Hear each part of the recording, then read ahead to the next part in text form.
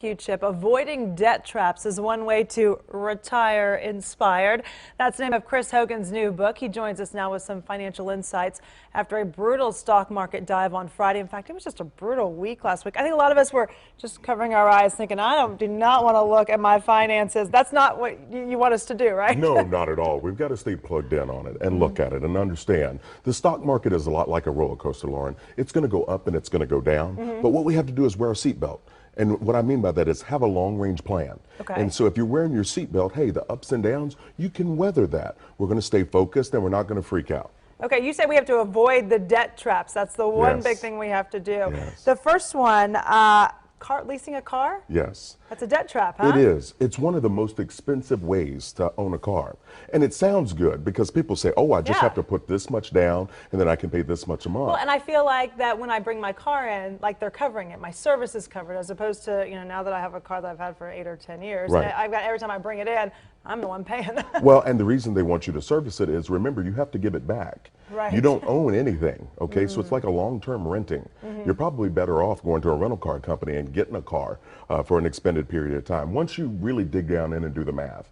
So you're charged with a lot of overages. There are a lot of gotchas with a lease. Okay. I just want to caution people, read the fine print, know what you're getting into. Okay, there you go. Gambling with your mortgage. I mean, the mortgage is probably your biggest debt that you have in your lifetime when you take something like that out. It really is. I mean, if you think about it, your home is your largest monetary asset. Right. The last thing you want to do is do what are called leveraged schemes. Okay. And that means borrowing from your home equity and then investing it to try to get a higher rate of return. Okay. The problem is you put your home at risk. Let's pay the home down and pay it off, and then you own it free and clear. Now, if you want to sell the house and downsize, you can, but be careful with those schemes. Okay. Being a good parent doesn't mean paying for your kids to go to college. That's hard to hear. Which is hard for a parent because I think you think, I just trying to give them what I have. But if you're tapping into your retirement to give them that, you're actually probably hurting them in the long run, right? You're absolutely right, because here's the deal. There's a 50-50 chance your kids go to school and graduate. There's a 100% chance you're going to have to retire.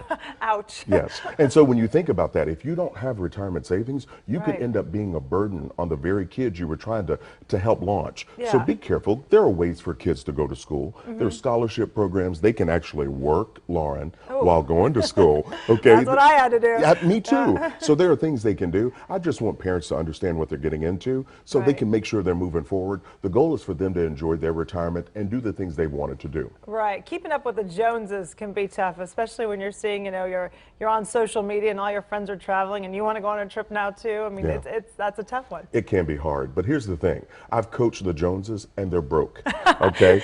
It's just a front. It's a facade. And that's the thing. We have to stop the comparison. You don't know what's going on in someone else's financial life, so Right. be careful. What I want people to do is to stay focused. Understand that you're going to control what you can control. That's your budgeting, that's your debt reduction plan, and understanding that you're investing for your future. So stay focused on what's inside your home, your own personal economy. Right. Let's say I've done absolutely nothing when it comes to finances. I know the money comes in and the money goes out.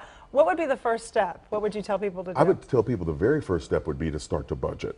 It's a skill people have to learn. Now, Lauren, some people break out into highs when you say budget. I know. I saw you twitch a little bit. I saw little you bit. twitch. I But felt here's what it. we're going to call it. Call it a cash flow plan. If the Right. word budget, you don't like it, That we just sounds want to much tell better. money. We want to tell money where to go Okay. and when it's allowed to leave. And when it can leave, yes. And when you just need to stop shopping and save it. That's right. All right, Chris Hogan's going to be actually signing your new book tonight at the Barnes & Noble, the one that's right across from North Park Mall.